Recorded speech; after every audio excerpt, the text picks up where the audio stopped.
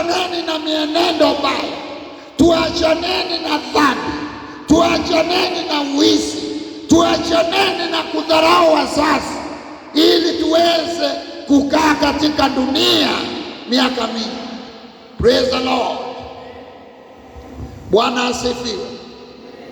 Ni lazima tuhubiri yale ambayo yatafanya watu kuwa wanafunzi wa Yesu, kwa maana Yesu alisema, ulimwengu ulinikataa, na kama ulimwengu ulinikataa, ulimwengu hautawapenda nyinyi, kwa sababu hapo mwanzo ulinikataa.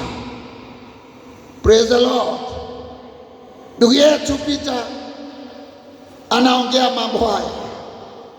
Ndugu yetu Paulo akaongea na Timotheo, akamwambia Timothy, watu wataingia ambayo wanajitakia pesa sahibu kanisani, hawatakemea mabaya na hawatasema dhambi ni dhambi, ili wapate chakula. Lakini wewe usiwe kama hao. Hubiri mazuri. Hubiri nini? Mazuri. Kemea mabaya,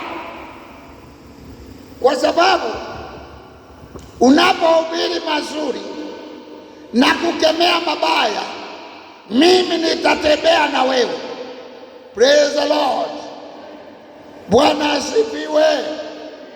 Ndugu yetu Peter naye anasema watakuja